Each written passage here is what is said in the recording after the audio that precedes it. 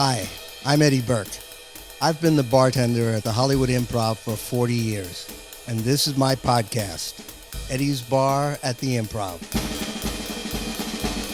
Oh, God, yeah, I was telling Mike a story about Melvyn Douglas. Yes, yeah. I know. I dated his granddaughter. Did you really? Yeah. Wow, that's funny. Yeah. In fact, I'm going to see her tonight. We're still No kidding. here in Ileana, yeah. Well, the story that I heard was when he did the movie with Peter Sellers, I forget the name of it, where Sellers was like a god-like character. Yeah, it's called Being There. Yes, Being There. He Hope we're rolling. This is gold. He was dying. He was. Yes, when he was doing that movie, and the somebody let it out that in between takes, he literally was sitting around looking like he was dead, and as soon as he got up and got in front of the camera, right. Well, that's the world just came shining down on him. It was just crazy. And anyway, guys. This is Eddie's Bar at the Improv, and I am Eddie Burke, and my guest today is Mr. Wayne Federman. Thank you, Eddie. Can I shake your hand? Yes, you can. Old Thank school, you. A handshake. Wayne's a comedian, actor, author, writer, comedy historian, podcaster, professor, adjunct professor at USC. Very important, the adjunct part. Yes, and were you also that at UCLA for... No, that's interesting you would know that. No, that was there's something called UCLA Extension, and I taught a class there years ago in the 90s, and the only reason I said yes to that class is that Jordan Brady, who's a comedian and now has become a director, wanted to do a documentary about people that would take a comedy class. So I was like... All right. So he did that. So I did that. Yeah. It was really fun. But yes, I did teach at UCLA Extension. Yeah, there's I could probably make a shorter list of things you haven't done than of things you've done. I mean, you've Emmy nominated. I can make a big list of things I haven't done. Emmy nominated, Emmy winner, HBO special. First of all, not an Emmy winner. I co-produced a documentary that won an Emmy. Well, that's an Emmy winner, in my mind. Well, they just give the Emmys. Again, I just want to be clear to the producers and the executive producers. Okay. I'm like below that. All right. The co. Okay, we'll keep it honest. I want to be honest. I don't you got it. I don't want to be one of those people that inflates. That's terrible. You don't need to inflate. Your resume and everything else speaks for itself. Thank you. Let's go back, Wayne, to when you were 14 years old. I love it. Okay. and you were like in a band. I was, yes. You were a drummer. Yep. Was this kind of like your first foray into entertainment? The first money I ever made in show business was as a musician. No question. Mm-hmm. But when you say band, that's an exaggeration. It was just two guys. It was a electric piano player and myself. And we played, I think, 2 or 3 weddings. And that was the end of it. Hey, that made you a professional. Yeah. You play I think I got $20 for those weddings, each one. You should have framed it. What other instruments do you play? Well, now, I mean, it's piano. Basically, I mean, I'm now a piano-based musician. So I play guitar, I play ukulele, I play bass guitar, I play piano. But now I have like a piano that's what's the word for it's like synthesizers, and so it has the whole orchestra in it. So I can press a button. It's like the strings, the cellos, everything, the horns, trumpets. So you're a one-man band. I love it. Right. Oh, come on, give me a little bit of leeway. No. I love it. Thank you. When did you first start getting into comedy? Or get interested in comedy, or have you always been interested? Well, I've always kind of been interested in it. I would say it really blossomed around that time I was in the band. Like probably the end of junior high school and high school, I started being able to stay up to watch The Tonight Show with Johnny Carson. And then also I would see comedians there. But also in our house, we had comedy records. We had Bill Cosby. I don't know what's going on with that guy. I haven't heard from him lately. What's going on? I don't know. He's been a little... Is he touring anymore? He's either touring or he's kind of like in what is it, in seclusion somewhere? Yeah. I guess writing. Maybe he's writing his new hour. So we had those Cosby records, and I would love them, but I never... It sounds weird saying it, Eddie. I never put it together that I was like that was a profession to do. until I started seeing young comedians. And then there was a very important book that came out called The Last Laugh. Oh, when I was okay. in high school. It was written by a guy named Phil Berger. And that was about the young comedians, and they talked. Wait a minute. Do you know how well I used to know Phil Berger? I'd like to know that right now. I'd rather talk about that than anything about me growing up. We used to play basketball together. He was also a sports writer. He wrote a book on Pete Maravich. Yeah. As did I. Yeah. As did you, which Yeah. we'll get into later. Yeah. But he and I played basketball He's together. no longer alive. Oh, he isn't. I didn't know that. Yeah, sorry to break the bad news. Oh, that's too bad. Let's take a break. We'll be back after the funeral. We played basketball at Where? In New York at the Westside YMCA a lot. You know, he is. That Westside YMCA. It's Where is it? It's on 63rd, I believe. We call that the McBurney Y. No. There's also a McBurney Y, a little bit further away. Okay, but okay. this was 63rd between Central Park and. Yeah, we call that the McBurney Y. Okay, Are well, you it was, sure you called that the Westside Y? All right. I'm not sure. I don't know it know. was the West. I didn't there know it was was the gonna- McBurney School was Was next right door next to door. it. Yeah. Yeah, we called okay. that Well, you guys called that, but you were wrong. It was called the West Side. Eddie, I am wrong about a lot of things in life. It was called But the I West also Side played Y. basketball there. I might have been there. What years was that? Oh, I'm sure I was there before you. I'm played, very much into years, just so Okay. you know. Like, I'm a historian, so I'm very much like, when this happened. I was there. I played there till I came out here till 76. I just waved to people and coming passing through the window. It's up until about 76. Elliot Gould also played up there a lot. In fact, he was just here about 2 weeks ago. Right. And we talked about that. I mean, he didn't Did he remember. remember? Me. No. Well, he remembers playing, but he doesn't remember Have me. you ever seen a movie called The Long Goodbye? Yes. Mm-hmm. It's a Robert Altman movie. It's incredible. The voice you're hearing is Mike Carano. He's our producer of this, I assume. Yes, sir. He's running the levels right now. He's got a camera. He's directing this. That's one of my favorite movies. I just think it's a masterpiece. Yeah, he's done a lot. He was very Modern nice. day Philip Marlowe, right? That's the thing. Yeah. Oh, wow, Phil Berger. Okay. And what year was that written? Do you know? I'm shocked that no one has brought up that book. That book was so instrumental in a lot of young comedians' lives because it was the first time, for me, there was like a roadmap. But to me, show business was this weird, like, people like Milton Berle were in it and Bob Hope, these like kind of giant icon guys. And you were like, oh, it just seemed like they owned show business. And then this book called The Last Laugh was about the New York Improv, a lot, and in particular Robert Klein, but it was also Lily Tomlin and Cheech and Chong, what was going out here with the records. And it was just, it's written in a very, your basketball buddy Phil Burr, in a very kind of jazzy style. But that book was like, oh, I could start working at the Improv in New York. Like that, so that was... I'll bet, I don't know, you read the book, you said so. And this is before, like, Catch opened in 72, right? Yeah, somewhere around there. Mm-hmm. Yeah, I think Catch gets mentioned because David Brenner and Freddie Prinze and stuff like that. But it was, yeah. So anyway, that was a very instrumental part of my childhood. Came out when I was still in high school. And then I just deep dived, and believe it or not, I was really into old-timey comedians. Like I had all my friends, we would listen to the Carlin records and Richard Pryor. Every one of those Richard Pryor albums when I was growing up had the N-word in the title of it. I can't even say it right now, but that was the name of it. There was Bicentennial N-word, and this N-word's great. It was like, I can't even say the name of the album because I don't want to get kicked out of show business. I hear you these days, So, yeah.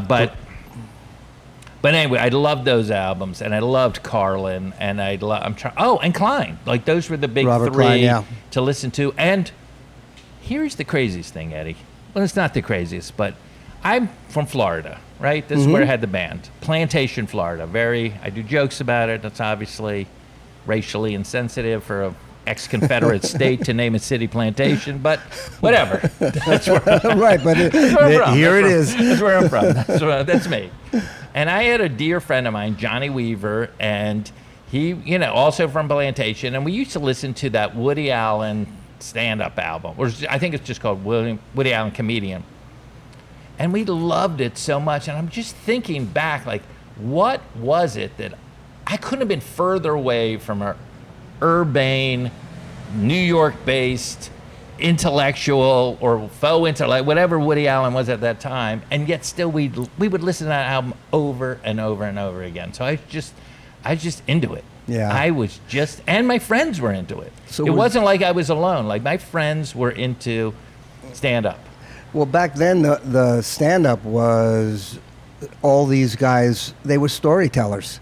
And their jokes were in their stories, and as opposed to today, which is a lot of one-liners and all. I mean, correct me if I'm wrong. You're wrong. What are you talking about? There was one-liners, guys. Well, there back were. there. I'm not saying they weren't. Do you remember weren't. Ed Bluestone? Sure. Yeah, he was a one-liner comedian. Do you remember Henny Youngman? Ah, yes. He was right. a one-liner comedian. Okay, I stand corrected. All right. That's just what I brought you here for. What about Preminger? Mike? Yeah, he did one-liners, right? Yeah, he didn't. Yeah, Mike did. Mike did one of the funniest things I've ever seen. Oh, tell me. He did I think it was Make Me Laugh. There was a TV show for a while, Yep. and he was one of the judges or one of the comedians trying to make people laugh. Yeah. So they finish with this round, and they send this woman back off stage in this moving dais or what have you. And I forget the name of the host, but they come back after commercial break, and the host is going, where's Mike? And he does this for about 15 seconds, and then all of a sudden Mike comes out on the moving dais and says to him, where I come from, this is called making time with your guest. He was really? Hitting on the guest. I love it. And I just thought it was hilarious, and they kept it in. It was all part of the show. Yeah. But of course, those were different times. But people still hit on people, right? Oh, that still happens. Yeah. No, that doesn't happen anymore. It happens here. What do I have permission to talk to you about possibly? Go for it. I'm trying. No. I know. was pretending to be a person at a bar talking to a girl, trying to get consent just to ask her if I could talk to her. Oh yeah, I know. That's what you have to do these days. What? Not Preminger style. Where did you start? Where did you start doing stand-up? Well, it's slightly humiliating, but I'm going to tell you. In high school, I was interested in comedy, but for some reason, because I was such a history buff, I was really into the old radio comedians. Jack Benny, Fred Allen in particular. Those were my two guys. But there was also a ventriloquist named Edgar Bergen. Yes. Who did ventriloquism on radio, which now, looking back, seems like the best job in the history of show business. It's like being a juggler on radio. No one even knows if you're good, right? Like your one thing is like it's on radio. So I was really into Edgar Bergen. I thought the writing on his show was phenomenal. So I taught myself ventriloquism. Bought a dummy, and then that's what they're called, and named it Buford. And then I started performing at talent shows. We had like a beauty contest at our school. I know that seems sound kind of old-fashioned now. And so we would have that, where there was like, I think it was called Calendar Girl, where every 12 girls were picked for like January, February, March at our school, pretty girls, cheerleaders mainly. I performed there, and then at like breakfast and a little club, and then performed at the senior prom. Wow. How'd you get that one? With Buford. With Buford. And I had a date. Stacy came along as well. No kidding. And they actually let you do that. You amaze me. Thank you. When did you... So that was sort of my start into it, was like doing these shows and having success at it. Like, I was pretty good. I would write some jokes, and then I'll be honest with you. Let's be honest, right? That's what we're here for, some honesty. Like old Edgar Bergen routines that no one could possibly know, and then I kind of adapted some Rowan and Martin, because I had a couple Rowan and Martin records, and they had this incredible like doctor routine that I sort of was able to extract, because it was back and forth stuff. But I really understood early on like the secret of what comedy was, which was it wasn't necessarily. It was, the dummy's like an insult dummy. It's like a roast. They roast. Right. The You. Yeah. Got So it. the person is. It's not so hard anyway, to do. Go. It's not hard. So anyway, so that's how I started. That's how I started. That was my first stand, and then later, and I won. There was something called a gong show that I did. This was like local. They were like the local talent shows of the day. I remember the Gong Show very well. But it wasn't this. I was in Florida, but they were like, do a gong show and you could win. And I won a bottle of champagne and went with my friend John. Oh my and I was God, like, you were big time back then. I love it. I had success pretty early on, so it was like I was getting some positive. So I decided, if I could, to go to an NYU drama school, because I wanted a 2-tracked situation where I could be like a great comedian and host, like I saw myself hosting the Oscars. That never happened. Or a talk show. Never happened. None of this is going to happen. And then also, like, being an actor, like maybe Billy Crystal was doing. He was on Soap at the time. I was like, oh, you can do, and they were always using comedians. But since you brought up being an actor, you have an extensive resume. Yeah. You've done movies, obviously, TV. You were recurring on what was the Comedy Store? No, Crashing. You're talking about Crashing? No. Oh. The recent one. Yes, I'm Dying Up Here. Were you I'm not on that? I'm not. I don't know what research is going. I'm putting. No, I didn't find that. I just thought you were.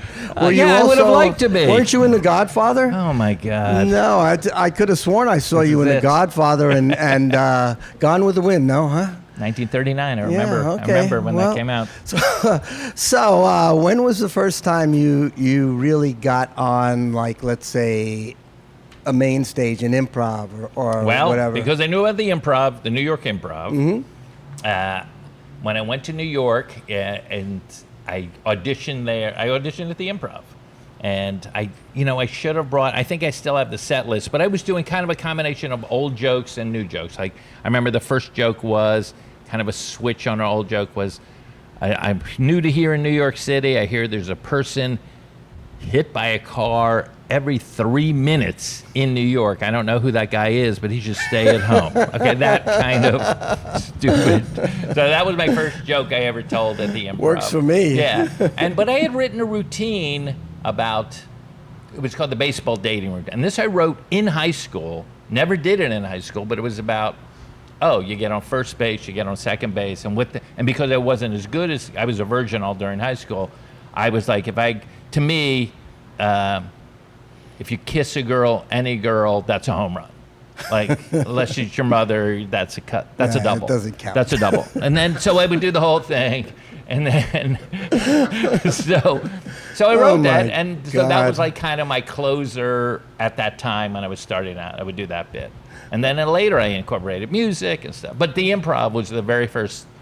How'd you feel about that? When you, let's say the first time set? the first time I remember. you stepped on I the remember stage.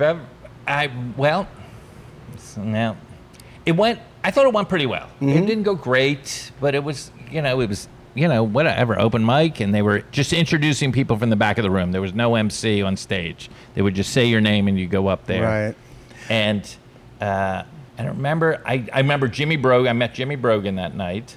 And then I met another guy, I don't remember his name, black gentleman, and he was like, you might have something here. And then he just said that in the most dire way, he goes, look, stand-up is like a drug. He goes, these are all drug addicts here looking, and that's what it is. And so... what year was this? This was 77. Okay. So this is before I went to college. So this was, and so I was like, oh, all right. Okay, and then I ended up going to drama school, and during that time I would audition at Catch and the Improv and stuff. You studied with one of the most famous acting teachers in the world, Stella Adler. Mm-hmm. She studied with somebody named Stanislavski. Yes, I know that too, yeah. So it's Stanislavski, Adler, Federman. It's a direct line. You're two. I'm actually in close. That line. You are. I studied with her too when when she was out here. Oh, yeah. She'd come out for summers. Uh-huh. Oh, that's right. That's right. And so I studied with her one summer. This was a woman that was very old. Yeah. She had an assistant standing next to her all the time. Was it Ron? Was it yes, Ron? It was. Ron Burroughs? Yes, Yeah. it was. And By the way, just side note, I don't want to get him in trouble because I know he still teaches.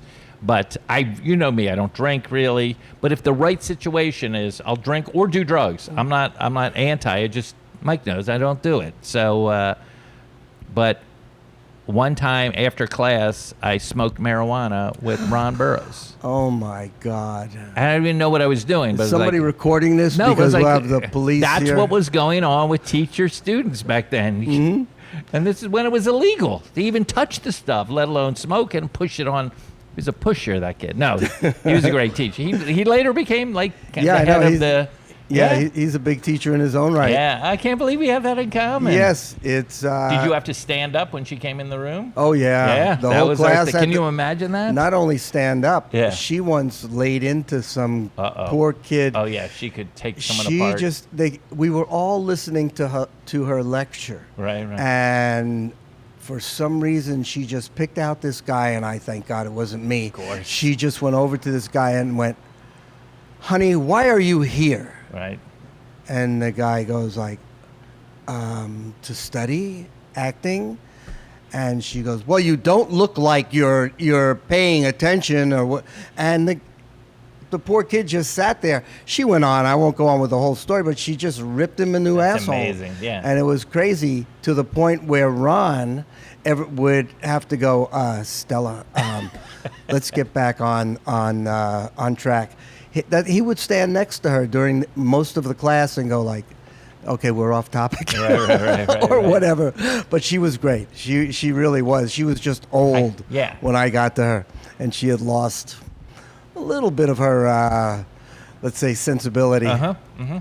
When you came out here, when was that? It was kind of like, I did a couple, my thing was, I didn't want to step foot in Los Angeles until I had a SAG card because I had so much trouble in New York getting an agent, getting a casting director. I didn't book any acting stuff in New York. Mm-hmm. Excuse me. I ended up auditioning a little for commercials at the very end, but they were like, "You're not in SAG, we're not interested." I was like, "It's me, Wayne Federman. I'm at the thing. I'm like, I'm doing great at the clubs." And they should have known. They really should have known. Door slam. I was like, God, this is hard. Which is why to this day, I'm very sensitive to people that aren't in the union. And even when I was at Jimmy Fallon writing I'm jumping ahead, there was a writer and I got him in the writer's guild. Like I feel like that wall is just... Yeah, it was. Let me tell you why. I know I'm going off, That's Eddie. all right. Go for it. I just really feel like the determination and stick-to-itiveness, and these are all great qualities in a person who's like an entrepreneur, but I'm like a comedian. I'm like I'm a creative guy. So all of those skills are like rewarded to get in the union. And we're like, they really had nothing to do with you being a good actor or anything. Right. It just meant like you were a tenacious guy, wouldn't take no for an answer. I'm like, well, okay, that's nice. I'm trying to act here. And getting your SAG card. So eventually I did get my SAG card. And once that happened, I was like, okay, I want to move to Los Angeles. Okay, so this is like 86. This is 86. Okay, and LA just welcomed you in with open arms. No, but at least I had a SAG card. I know, it's not stupid now. Well, I felt like not. it was like my golden ticket. It's not, because I remember when I first got mine, it was like you kind of think, wow, now I'm ready. Everybody's going to want to see me. I'm a member of SAG, and I'll be working like crazy. I knew it was going to be. I knew show business was going to be hard. I just knew it. I mean, everyone told me that, so I wasn't surprised. May I ask how you got your SAG card? Because I'm always curious. Yes, I got my SAG card. I did a spot on, at that time, Good Times. Yeah. Which is an Jimmy after Walker? show. Yes, Yeah, Jimmy yeah. Walker, which is an after show, and there was a Backdoored it. yes, a rule that if you did an after job within a year, you can become a member of SAG, and I wasn't aware of that. Oh, I was. Until like that year was up, and somebody said to me, "Are you a member of SAG?" And I said, "No, but I am a member of AFTRA. And they said, well, then how long? And then they told me what to do. And so I became a member of SAG. And do you still get residuals from the good times? Oh, yes. And that's a funny story in the sense that I got a call. I forget the name of one of the biggest casting directors in Hollywood at the time.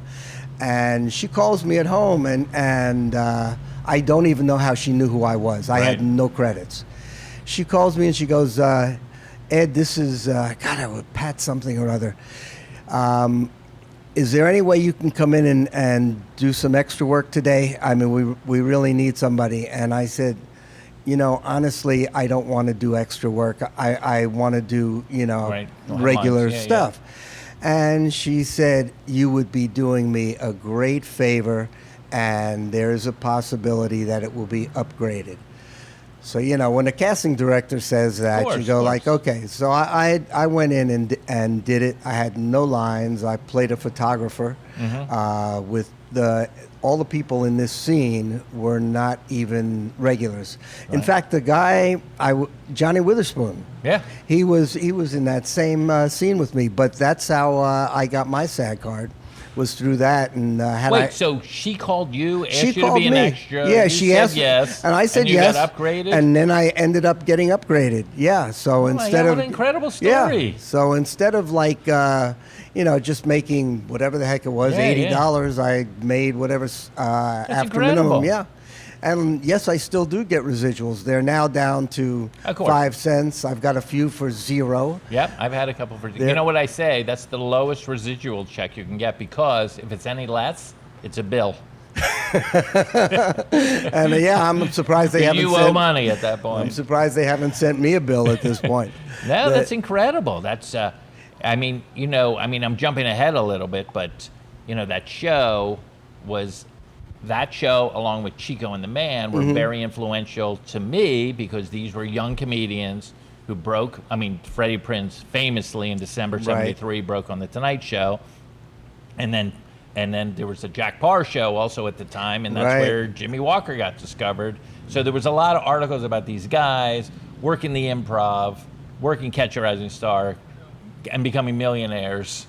In a sitcom, I was like, oh, this could be me. I could be that guy. Well, back then when you did the Tonight Show with Johnny Carson, that was you were taking off. Not for everyone. There was a lot of comedians. I guess it did have. Obviously, it happened for Freddie Prinze, and then later for Roseanne and Gary and Seinfeld and stuff like that. But there was a lot of. You talked to Bill Maher about it. He did a number of Tonight Shows. Okay, you need to stop correcting me. But go ahead. I'm the worst. I'm the worst. No, I'm guest. kidding. I'm the worst. Guest. No, but that you know too much. But there was a number of guys, who did multiple spots on there. A great example would be Bobby Kelton, who must have done 30 of those. Really? You know what I mean? And never was like, you're going to get a sitcom. Right. Or, just like really great comics. Yeah.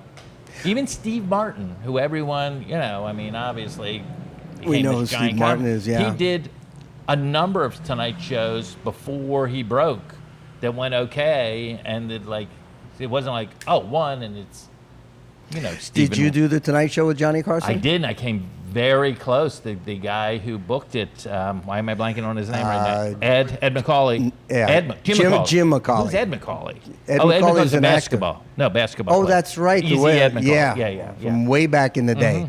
Yeah, Jim McCauley. Yeah. Here, as close as you can, and then for the final one, he got drunk, and then it didn't work out. But it was crushing, to the point that I haven't even watched the last Tonight Show with Johnny Carson to this day. It was so devastating to me not to, because that was the thing. That was like the. Yeah, I know that was a big step. But then once everyone was trying to get on, once he announced, I was like, I don't think it's going to happen. And, Drew Carey got, a few got on at the end, but it was. But then Jay came, and I got on him, and Brogan, the guy I met the first time I did, he was the booker at the time. Right. And right over there, it was raised a little bit, but right there is where he told me. And I didn't cry, but I was extremely emotional when he said that you're going to be doing the Tonight Show. And I was like, right there. And I did it, and we watched it over here. Jimmy probably is one of the best, audience workers or crowd. Yeah. Crowd. I don't know that Jimmy has an act. Well, yes, he doesn't, but that's it's incredible. No, he had some jokes. I mean, one of my favorite Jimmy Brogan jokes, if I may, is I came to L.A. I did what everyone does when you move to L.A. I joined a gang. He goes, I'm a Crip. I'm their accountant. You know that. So he has jokes. He has jokes. So who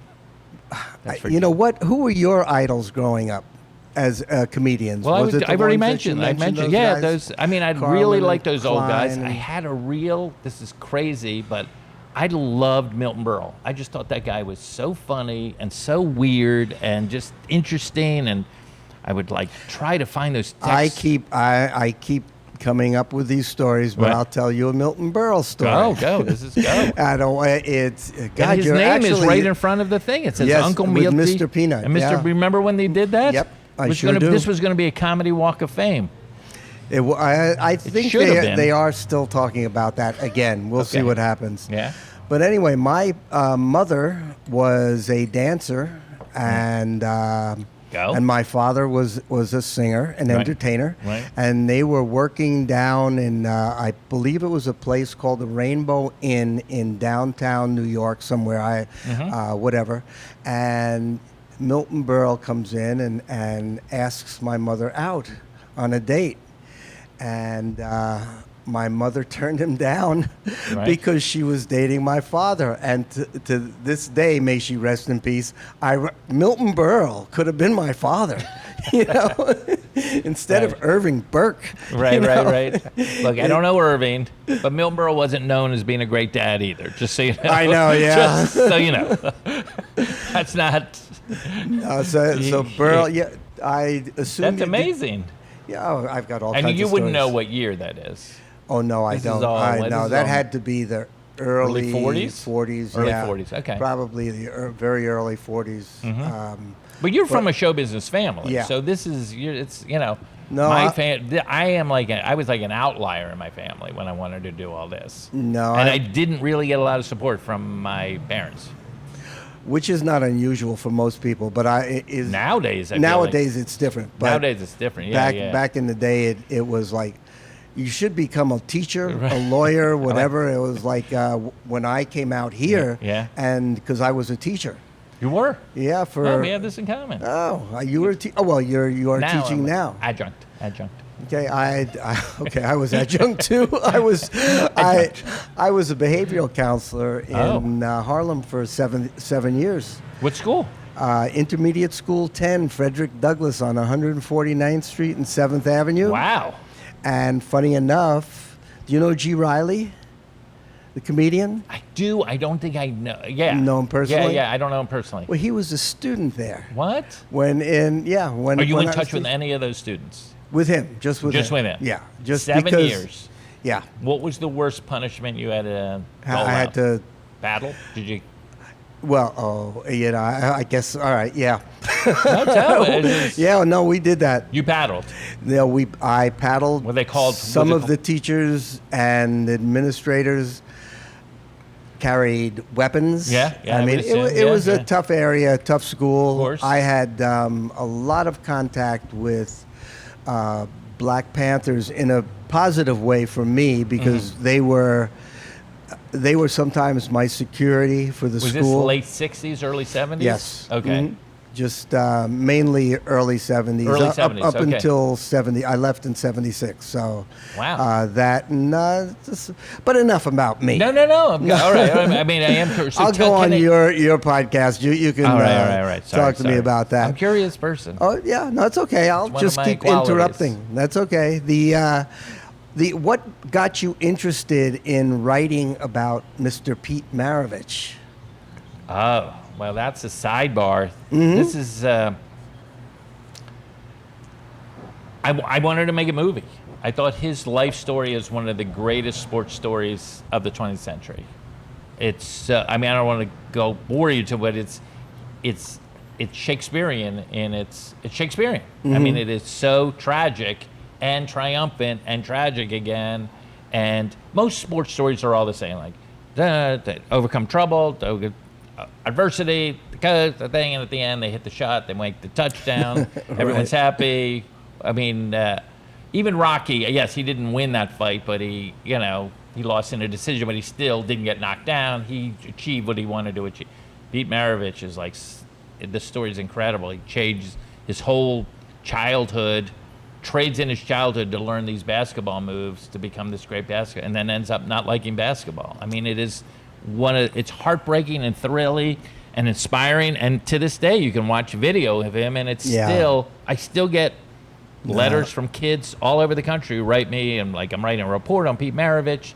He's such an imaginative, and I think also because I was into show business, there's a performance element to his game. There was a large performance. I mean, watching him was watching entertainment. I mean, the way he passed and everything was just unreal. And your book was fairly well received. Yep. You'll have to tell me what year this is. You're in Las Vegas for the NBA All-Star Game, which is being held there, and you are performing. Yes. I don't recall where. Yeah. But you're doing a promo at the Foot Locker, and Bill Walton's there. Yeah. Nate Archibald's there. Yeah. And Bill Walton comes up to you and tells you that he read your book, he loved your book, and he was basically in awe of it.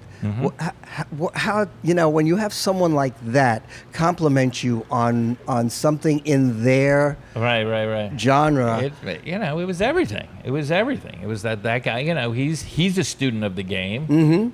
He's from San Diego, and he knew all of Easy Ed Macaulay. Like, he knows that whole story, and because I wrote my book is it's dense.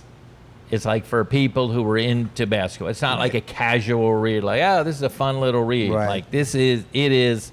I base my book on an author named Gary Giddens, who writes a lot about jazz. And he can write 3 chapters on Oscar Peterson in Montreal in 1959. Like, he's incredible. It's very deep. So that was like my style. And I was like, it might be too inside. So when Walton came up to me, it was just great. It was great. But he's a perfect candidate to be reading that book. Yeah, he is, but that doesn't make a difference. The difference is that it was great. what he had to say to you. Because when I found that out, I was like, wow. It'd be like you're doing your stand-up and Carson coming up to you and saying how great that was. No, it was incredible. And he has since on radio and on television been championed my books for years now. Great. It's incredible. What year did the book come out? The book came out in 2000, like 10 years ago. So 2008, maybe 2008. So. Yeah. And it's called Maravich Guys. Okay. So let's not be afraid to go out and bet. The authorized biography. But to me, besides writing the book, and that took me 5 years to do, was meeting Pete's widow, meeting his kids, being invited to the house in Covington, going through his diary like this, day planner. Like, I couldn't believe like how fortunate, and I just felt a real responsibility to that family to get that story right. They gave you access, I assume, to everything. That had never been done before. Yeah, which is rare because most families are like, I'm not going to help you. You're just that's it. So let's get back to your stand-up, your acting, your whatever, your unbelievable career. You wrote for Jimmy Fallon. You were, I believe, the head monologue writer for him on Late Night with Jimmy Fallon. You got a fact right. Yeah. What's going on here? Stop the camera. It's like one for me. Right. I got something. It's about time. Incredible. Oh, Jesus, I feel so much better. That is absolutely correct. That you've also written things for Sarah Silverman and, gosh, I don't know. Well, I've written a lot of people that go on award shows. They hire, like, I just did stuff with Tig Notaro. And then even Megan Mullally, just at the SAG Awards, I helped write all of her stuff. So I'm very good at that kind of thing because I can see it and it's easy. But Jimmy, who I met actually in New York before he came out here. Oh, really? Okay. And he had a meteoric, is that the right word? Rise. He's just so talented. But he hired me, kind of like asked me to go on tour with him when he got offered the job from Lorne Michaels. And because Lorne was like, I need you to like develop your interactive skill because I want you in the audience. I want you, kind of. And he's like, yeah, so go on the road and develop some new material. So he had done one album, didn't want to do that stuff. So he said, Wayne, would you go out on the road? I'll open for you. And then during the day, we'll write my new act together. And I was like, yeah, you mean the new host of taking over for Conan? Yes. No, wait a minute. He was opening for you? Yeah. Wow, At the okay, beginning, great. because he only had like 10 minutes. And then he would open everyone came to see him. No one was coming to see. I know you think I have this incredible career. Oh, you do, yeah. But I do not have like a crazy following. But so people would go to see him. He would open up. Then I would do my act. And then I'd bring him back at the end and we'd do some songs together and stuff like that. And it was great. And then after about 3 months, didn't take long, 3 months of touring like Brea and these different improvs, saying, I was like, oh, now you have a half an hour.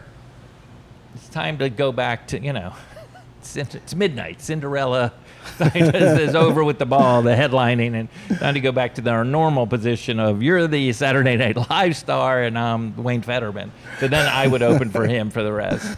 But he still brought me back at the end and we would do like an encore. It was really and that's how I got that job. That's great because I met Jimmy when he first came out here, and it was like I can remember him with his guitar sitting like right here, just like waiting to get on this stage at that point. No question. And now he is the stage for the most part for everybody. Oh, it was incredible.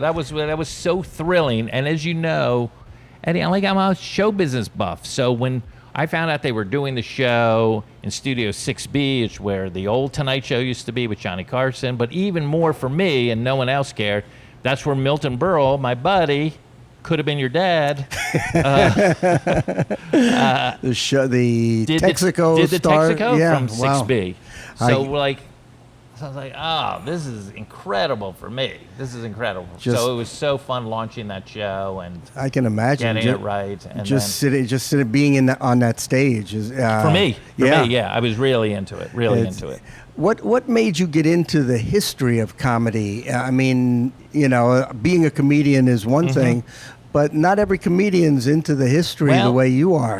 A little bit was that Phil Berger book, your basketball buddy, you call it the Westside Y. We're going to disagree. It probably was the Westside. So I was like, there was a little history of that. And like I said, when I was a kid, when I was 15 years old, I was into, with Fred Allen's career in Boston before he got to New York, before he got the radio show. And I made it a point when I was a kid to see as many as what I call the vaudeville guys. So I saw George Burns do his act. I saw Edgar Bergen and Charlie McCarthy. Unfortunately, Jack Benny had already died in December 74, so I didn't get a chance to see him. But, Groucho was still around, so it was like you kind of got a chance to see those guys. So I made sure I saw all of them. I think people, every now and then you'll get these on some cable channel, right. And if people get a chance, they really should watch some of these shows. I mean, they're just classic. Their comedy holds up today. Yeah. It's Jack Benny, and especially to me, who was Johnny Carson's idol, I believe. Yes, yeah. It's There's a great... I'm sorry to interrupt. That's all right. No, keep going.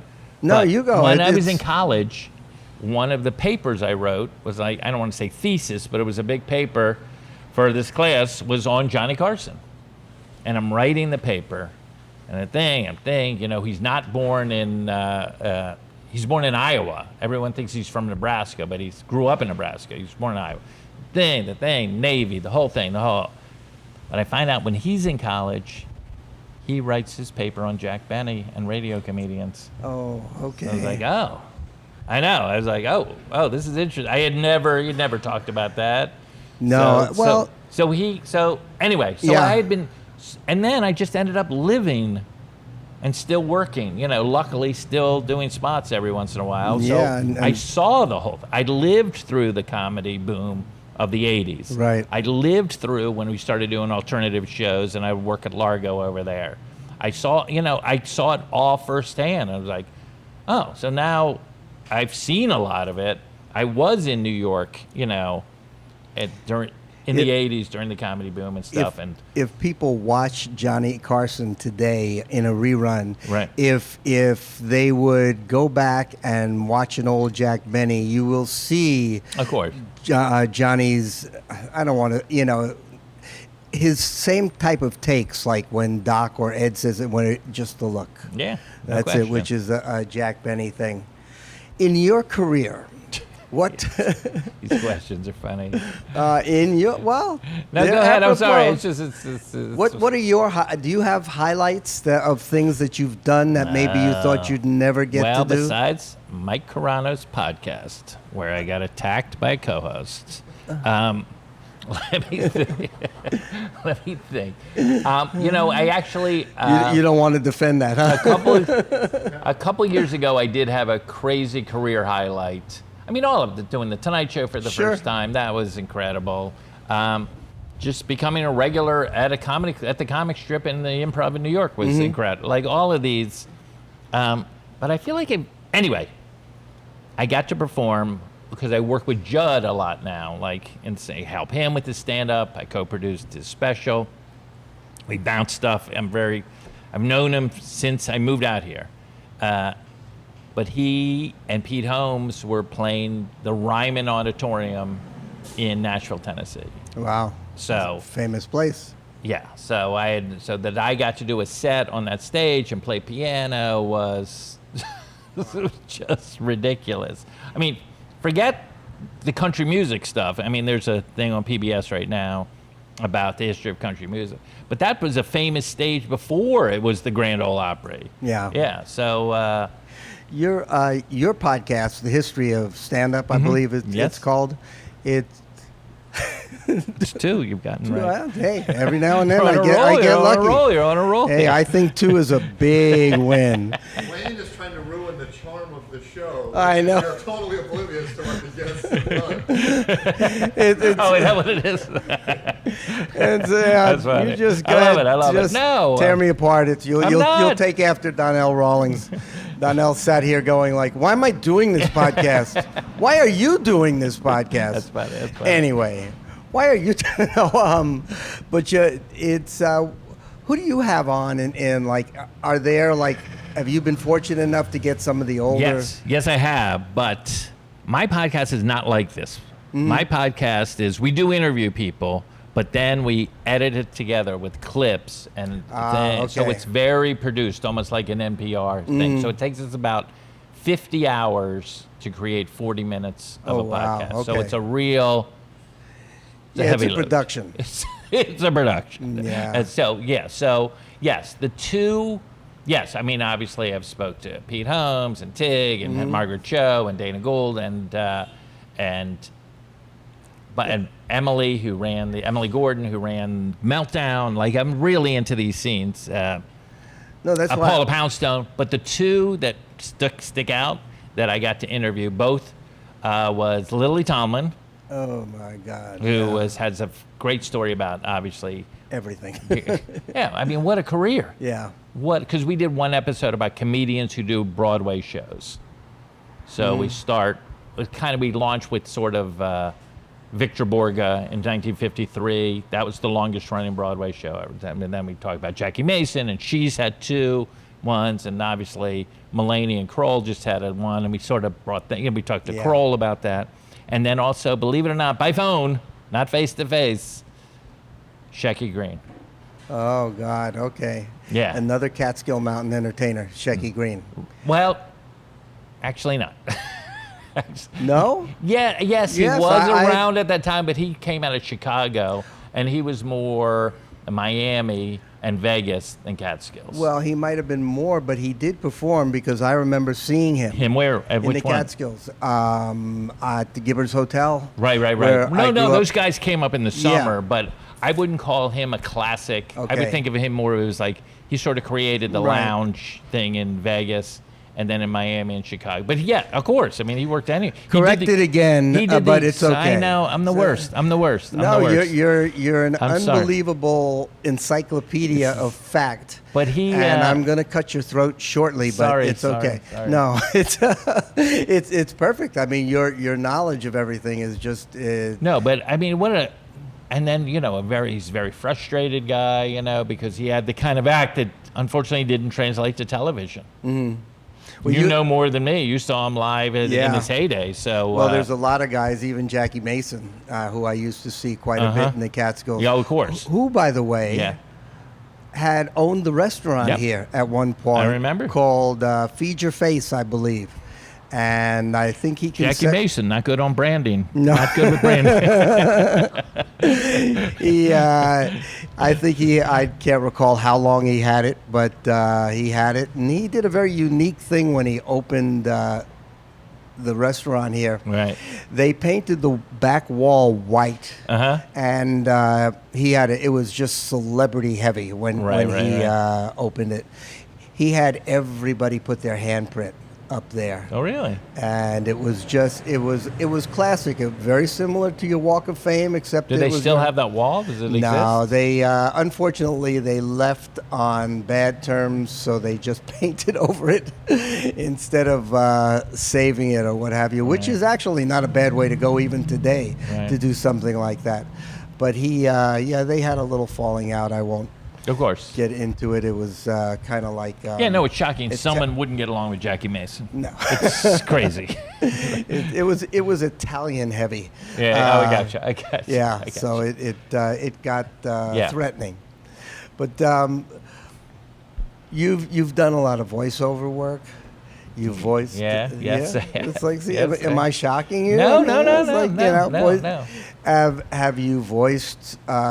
cartoon characters that... A little bit. I did some stuff for King of the Hill, and then for... I did mainly my voiceover stuff was like commercials. I did mainly commercials. Mainly was that. I mean, I did King of the Hill. There was something called... I can't remember what it's called. And then I was the voice of Cartoon Friday on a little bit. But, I've had some success. But nothing. It's not like I'm the voice of Donald or or The Simpsons. But nothing like that. That's coming. What's do you have a standout acting role where you? Yes. Yeah. Okay, let's go for it. This is good. The two that I would say my two favorite were the Larry Sanders Show, where I played Stan Sanders, which is Larry Sanders' brother, and I was just. That was the last season of it, and I was just, Mike knows, I was just like, I loved Gary, and I became friends with him, and like, the whole thing was just surreal that he would, and then, so that was incredible, and then the stuff on Curb Your Enthusiasm. Oh, okay. Yeah, because that was really, I feel like I really excel at acting where I don't have to be word perfect. Yeah. I really, because then I can just concentrate on the person. That's right. And not have to worry about the lines. Yeah. And I can, and I'm fine in the other. Whatever. So I felt like that was a great, and he loved it, and it would make him laugh to make Larry David laugh was. What did you play on Curb? I played his annoying neighbor. Very classic sitcom. I'm judging by your reactions to me. I can understand it was almost typecasting. I'm trying to be fun. I'm trying. Yeah, oh my God. But I did Curb. Right. One episode of Curb with Larry, which was like a 5-minute argument that they cut down to about 5 seconds by the time it aired. So it was like, hey, there's. Oh, no. He's gone. No, it was just great, and I remember him from stand-up. Larry. Yeah. Oh, yeah. So, when I first started, he was like, he would close the shows to 3 people. He would, right. At the very end, he was like a lot of times the last guy up. Fly here. Okay. And it didn't matter to him that there were 3 people out there. Right. You'll get my best and my worst, just like everybody else. He's an incredible guy. Really, I really admire him. That whole crew back in that day, you had him and Jerry Seinfeld and Richard Lewis and George Wallace, all guys that have gone on to, bigger and better things because they deservedly so. Right. Well, if that makes any kind of sense. But him and even Bill Maher, all those guys. I've talked about this before, Larry Miller. Yeah. Oh, yeah, of course. I was fortunate enough to attend Larry's wedding to Eileen. Yep. And it was like $1 billion worth of entertainment. Yeah. With George and Bill Maher and Jerry Seinfeld and it was ridiculous. All these guys came up together and they were all phenomenal and they've all got good careers. It's something that, but I don't think they've got the resume that you have. I mean, I'm sorry, I'm still in awe of going. I just had to stop writing. I was going like, this is Wayne. Jesus Christ, Wayne, what haven't you done? It's like I'm looking things up and trying to figure out exactly what niche you fit in, and you fit in every single one in terms of acting, voiceover, producing, writing as a comedian, commercials, music. Oh yes, music, podcasting. Yes, podcasting, everything. I'm going like, wow. It's like jack of all trades and master of every one. I love it. Thank you for saying that. That's really good. Very nice of you. Again, like I said right at the beginning, my career looks really good on paper. It does. It's true. It looks incredible, and it's not quite. It doesn't quite reflect what it is. It may look good on paper, but it's also looking good in person. I mean, thank you. Everybody I mentioned your name to that you were going to do my podcast. How did you get Wayne? I was like, oh my God. Ask it was me. like, just. No, I'm thrilled. No, just so you know, I mean, no, they thought it was Wayne Brady. I was like, no, I've known you for a long time, and you've always been nice, and you always set me up with a Coca-Cola usually, although I have made the switch to water lately, right? Haven't I? To Fiji water, yep. Yeah, yeah, I made the switch. My numbers aren't great. Guys, my numbers aren't great. So I have to cut down on the carbs. But no, I mean, that I got to be part of this, and this club is incredible. And even, I mean, it's amazing to me the New York club is closed. Looking back, and just how none of these things you can take for granted. Right. Like this room, anything, you just can't take it for granted. I mean, look at the Palace Theater. That was the biggest thing that a vaudeville performer could perform in. And now, I mean, it's a Broadway house now, but it doesn't mean anything now. Or all those guys who did all those Ed Sullivan shows, but anyway. So anyway, it's just great, and I think the place is looking great. Yeah, this is now the flagship. This is the number one improv. Can I say one of the great things that becoming a regular here was getting to do Evening at the Improv.